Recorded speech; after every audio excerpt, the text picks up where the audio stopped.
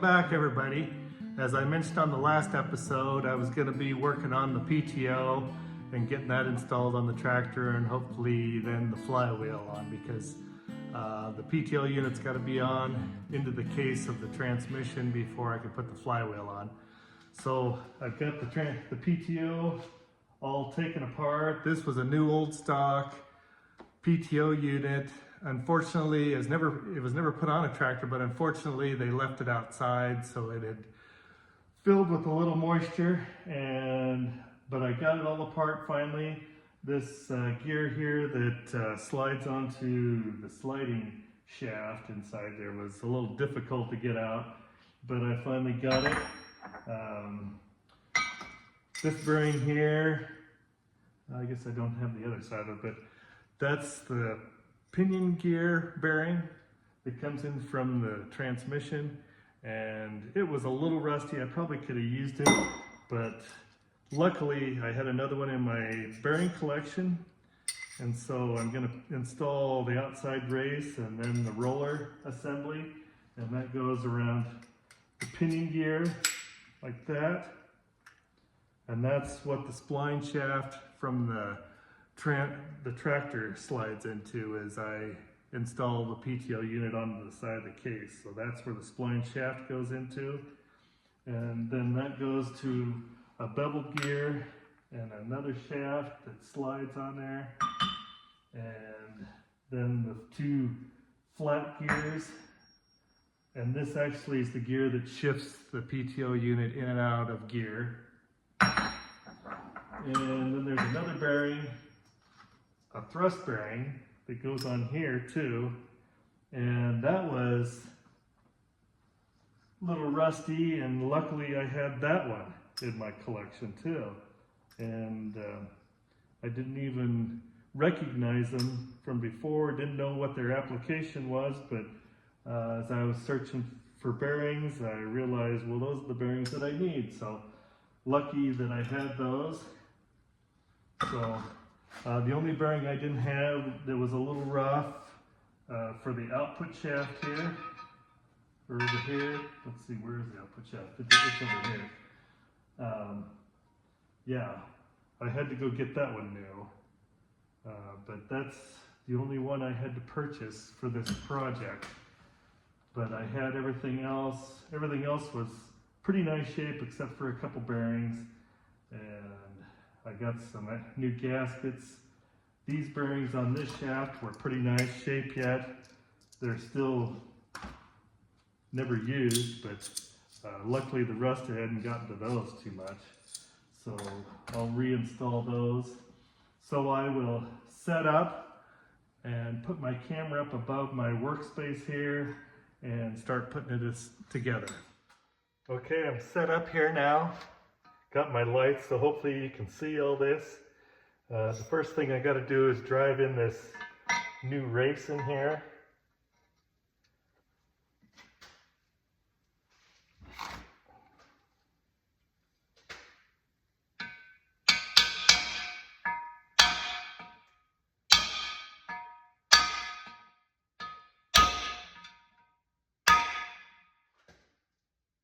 The tricky part is to get this shifting rail put up in there. It takes two hands to do it, but I can only get one inside there for the most part, so it's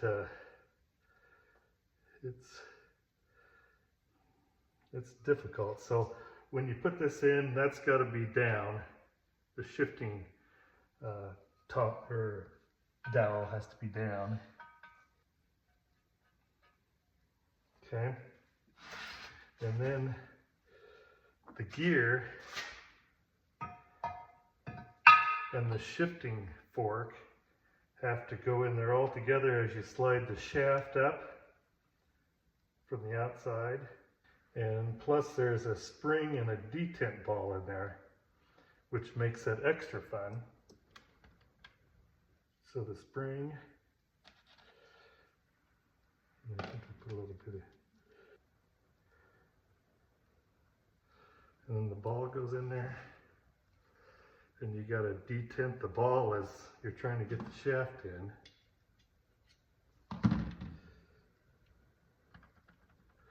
in a blind area of the case. So this has got to go up inside there on the inside, and then this shaft goes in, push it through the fork, and while you have the gear in place, because you can't roll the gear into the fork after the fork has been installed, because there's not enough room to get it past there. So you have to do it all in one shot. And then there's a shoulder. There's a shoulder right here that the gear has to go into. Then make sure that the deep tent ball stays in there. And the set screw groove, there's a set screw right there that you got to keep to the top.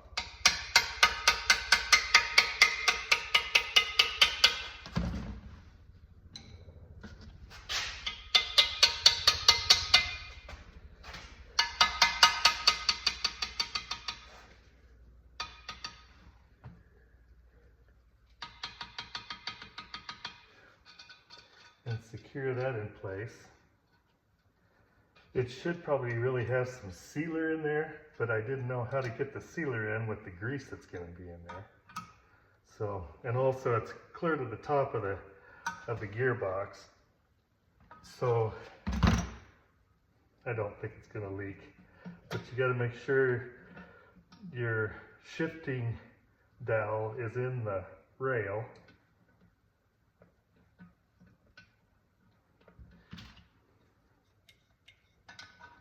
And it operates correctly. You can hear the detent ball go into the detents. And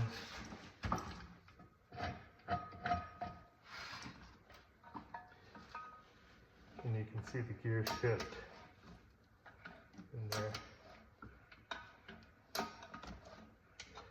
Okay, and then that gear slips into the output shaft that goes to the back of the tractor. Next thing is to put this gear in. That shoulder's got to go into that housing like that.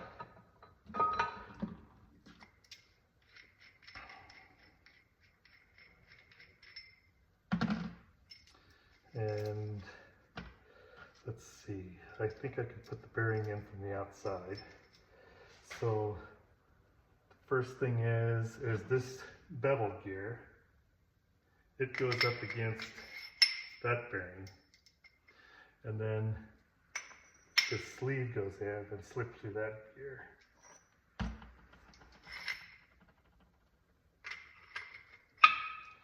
think I better put some grease on that. Those gears really don't slide on that shaft, other than it's the only way that's their design to get it installed, so you can slip it all through. It is supposed to have grease, a heavy grease in the case, probably the same thing that's in the transmission, but I'm going to pre-lube these bearings a little bit. But I suppose it's supposed to have heavy grease in it, like 140 weight or even more. But I'm not sure I'm going to even put grease in it, because all the grease does is just leak out. So lube these bearings all up. The bad thing about it is this shaft will always turn when the motor's, or when the transmission's engaged.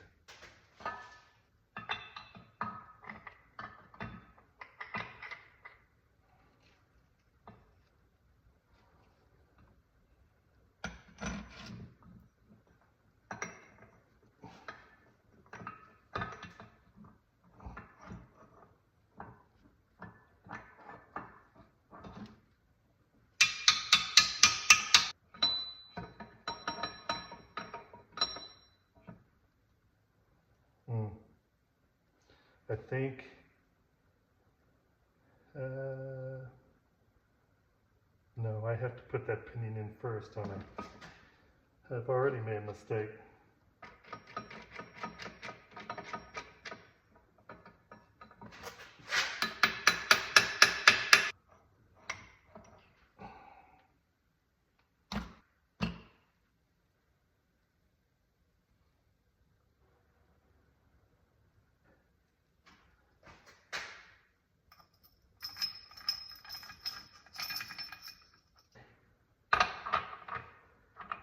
Probably put some grease on there.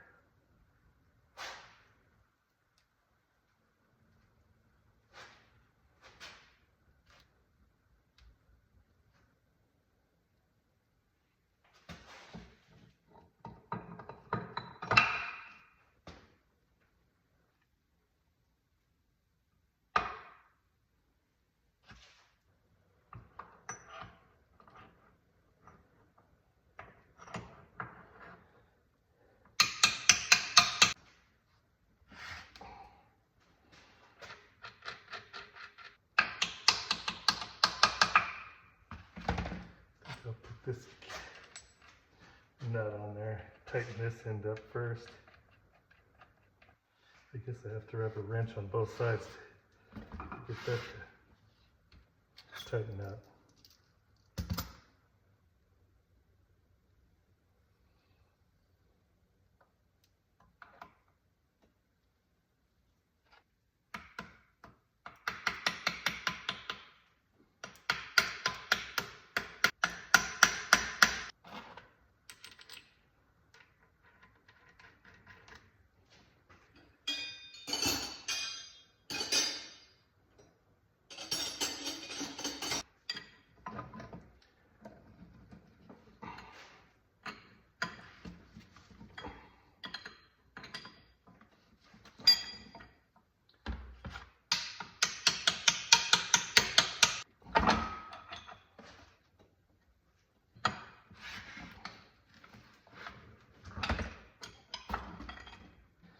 A squirrely bugger to hold on to.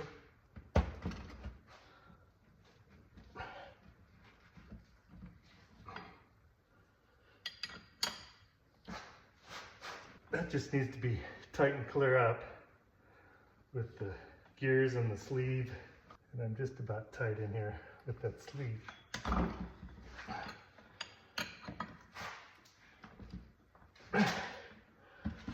Now, see where I'm at with the cotter key.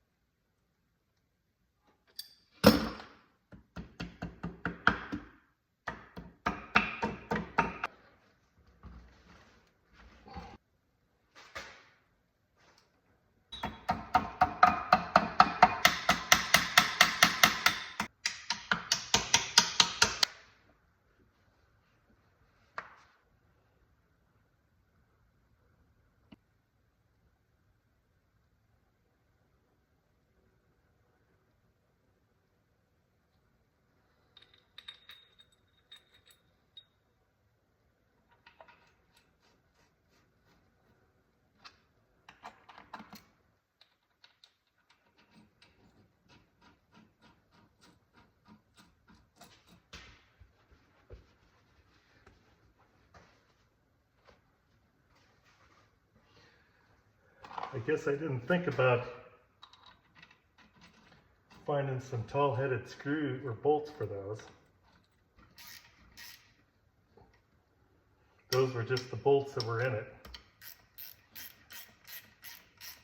I think we're getting it about whipped now.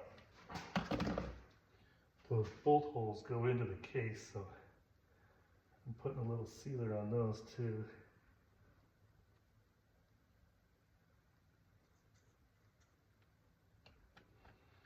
And the gaskets are the same as the one on the fan shaft, so I think a D297R, if I remember right. And I went to John Deere to see if that was still available, and they were, as of yet.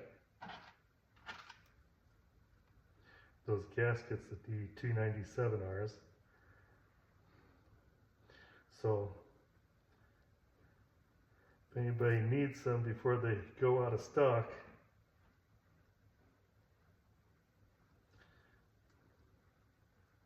I checked on quite a few gaskets, and there weren't really,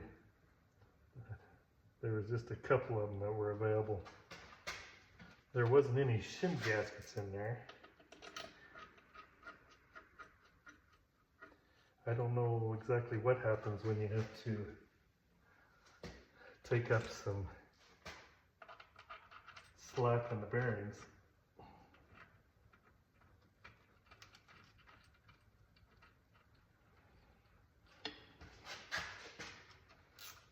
But I'm gonna put it all together and then I'm gonna paint it. The paint on it wasn't, no, that's not gonna tighten up. And it's tight. I suppose I gotta put in some shims in there, some more gaskets in there to take up the slack. So I'm gonna have to shut her down and go find some more gaskets. Okay, I'm back. I found some gasket material that I cut 3 gaskets out of. It's a little thicker. It's probably at least a medium kind of thickness, and it's rubberized a little bit. And I'm going to put 3 on one, or 2 on one side and 1 on the other, and then 1 narrower original gasket. So I'm ready to put this together. I put gasket sealer on there. I got the other side in already tightened up. So when I get this one tightened up, the shaft should be free to move.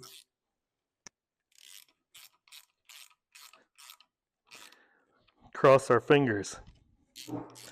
But apparently it's got to have some extra shims in there when the bearings are all new. And then as they wear while you take them out.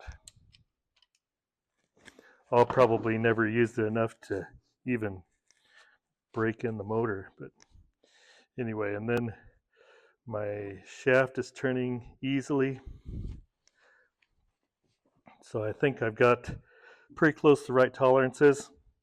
I did some experimenting, adding and subtracting a couple gaskets until I got it to that tolerance. But I think that's probably pretty good right now. And I'm going to put on the cover, I'm not going to put any gasket. Well, maybe I'll smear on one side so the gasket stays on there maybe. But I've got to put the cap bolts, these cap bolts with an Allen head go down inside there when I bolt it to the tractor. They go down inside there.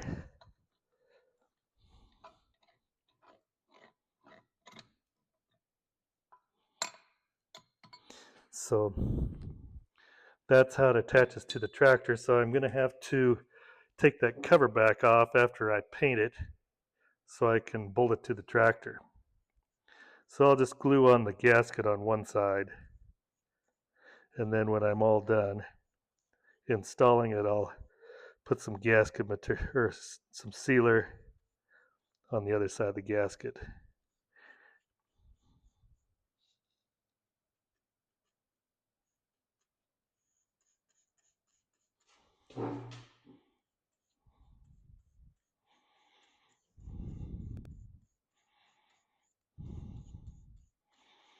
And those bolts go into the grease too, so need to try to push a little bit of sealer down in there too.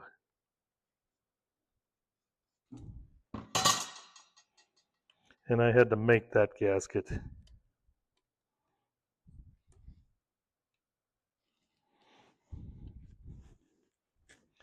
Did not have that one in my collection.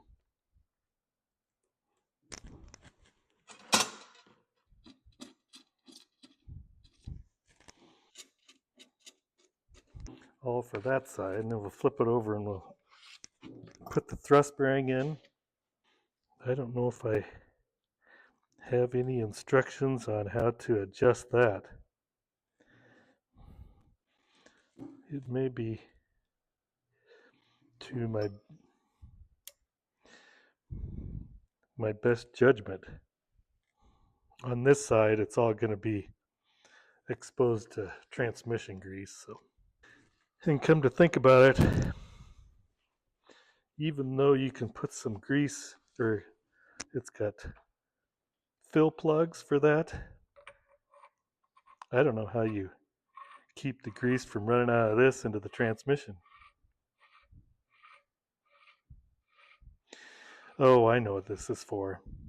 So this gives you your lash on your beveled gears.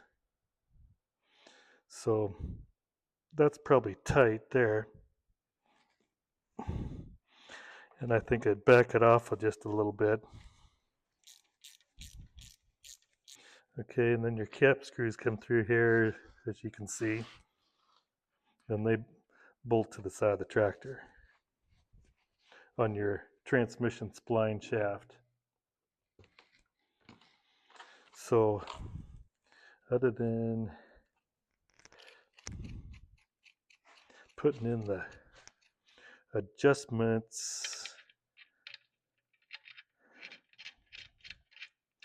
these adjust up to the